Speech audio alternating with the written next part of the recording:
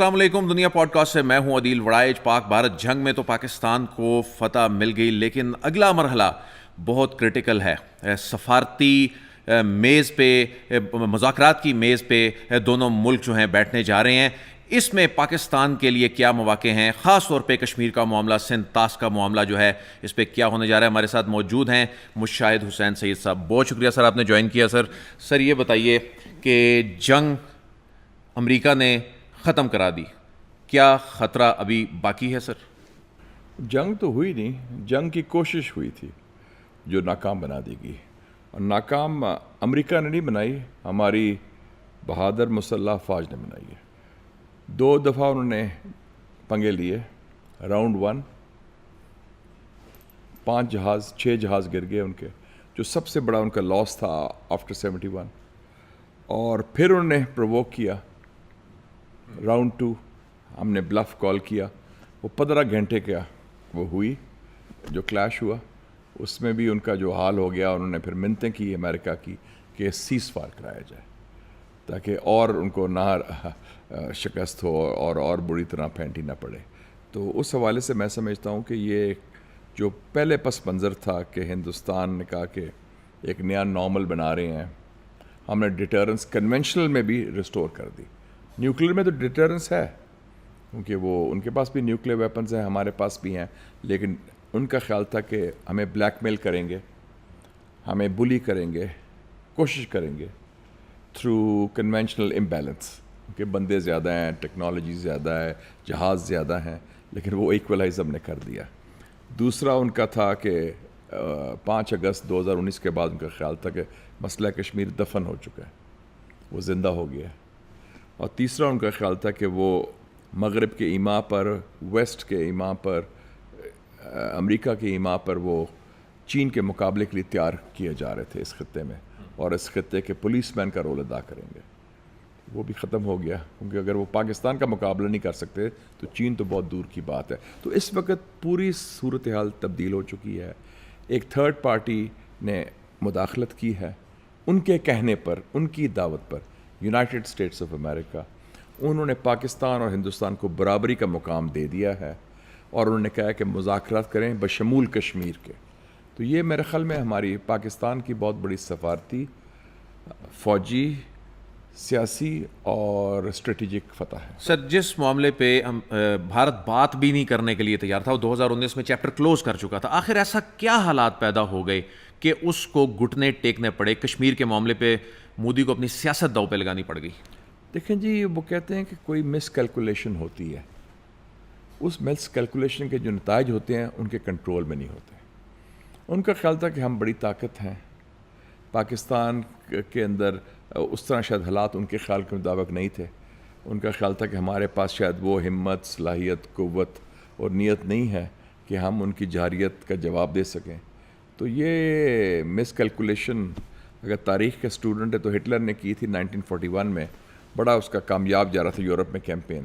ایک دم اس نے پنگا لیا جون 1941 میں رشیا میں، سوویت یونین پر، اور اسٹالن گراڈ، لینن گراڈ پر حملہ کر دیا. And that was the beginning of the end. تو اس قسم کے میرے خیال میں جو ان کے نتائج وہ تھے. اور ان کا ایک اور مفروضہ تھا پاکستان کے علاوہ کہ امریکہ اور مغرب ان کا ساتھ دے گا. چونکہ ان کے بیانیہ جھوٹ کی بنیاد پر تھا، حقائق پیش نہیں کر سکے، پروف پیش نہیں کر سکے، تو ان کا بیانیہ بھی نہیں بکا. اور امریکہ میں چونکہ ایک نئی حکومت ہے صدر ٹرمپ کی، جو روایتی اسٹیبلشمنٹ کے نہیں ہیں نمائندے، تو انہوں نے جو سٹینڈ لیا، میں سمجھتا ہوں کہ بہت بڑا سٹینڈ لیا.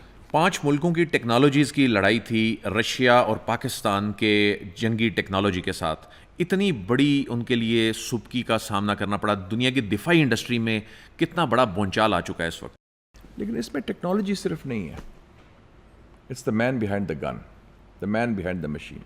لیکن آپ کمپیئر کریں 2019 کو، پلوامہ کے بعد ہمارے پاس امریکن ٹیکنالوجی تھی، ان کے پاس وہی جو ان کی ہے. اس دفعہ ہمارے پاس چائنیز ٹیکنالوجی تھی.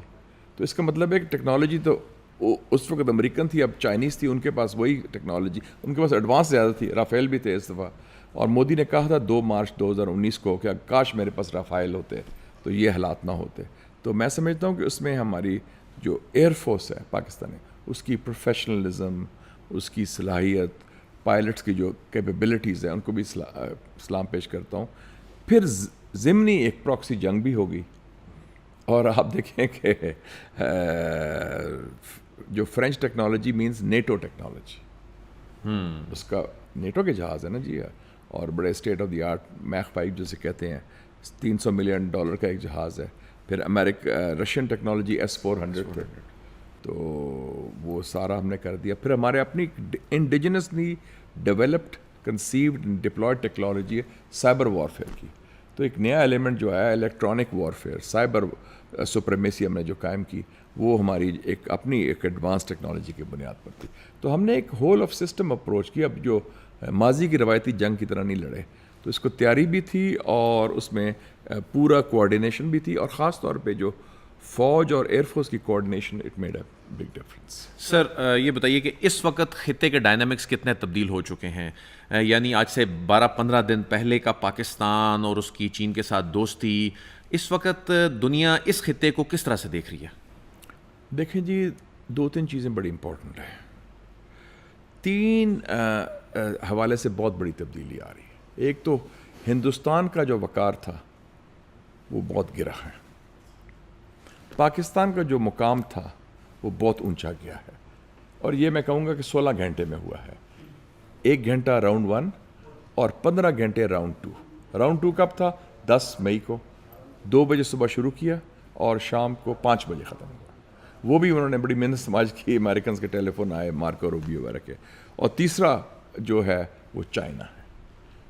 تو اگر ونرز کہہ لیں تو میں سمجھاؤں گا پاکستان میں تو ہمارے مسلح افواج کی قیادت، army chief general Asim Munir, اور air force chief air chief marshal Zaheer Ahmed Babar, اور انٹرنیشنلی پریزیڈنٹ شی جن پنگ اور پریزیڈنٹ ٹرمپ اس لیے کہ انہوں نے سفارتی سطح پر ایک بہت بڑی کامیابی حاصل کی. وہ اور مزے کی بات ہے، جب سے وہ آئے ہیں انہوں نے 2 بڑی کامیابیاں کلیم کی ہیں، دونوں پاکستان کی وجہ سے. پہلی جو تھی، انہوں نے جو 6 مارچ کو اناؤنس کیا وہ دہشت گردی کے حوالے سے کہ دہشت گرد پکڑا گیا، وہ بھی ہم نے پکڑایا تھا.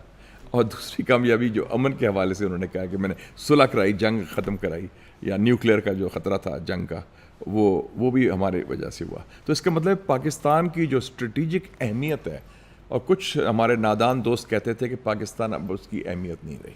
میں ہمیشہ اختلاف کرتا تھا. وہ کہتے جی اب تو ٹرمپ آ گیا ہے، افغانستان ایشو ختم ہو گیا ہے، پاکستان ڈز ناٹ میٹر. میں کہا ایبسلیوٹلی رانگ. سب سے امپورٹنٹ خطہ دنیا کا یہ ہے جہاں ہم لوکیٹڈ ہیں. China, India, Russia, Iran, Afghanistan, gulf, Arabian sea, Central Asia, اور Pakistan is the centre stage, اور we are the only nuclear power in the world جو مسلمان ہے. تو اس حوالے سے میں سمجھتا تھا کہ یہ تو اس وقت پاکستان کا جو وقار بڑا ہے، میں سمجھتا ہوں کہ یہ نیوکلیئر ٹیسٹ کے بعد سب سے بڑا یہ ڈیولپمنٹ ہوئی ہے قومی سلامتی کے حوالے سے.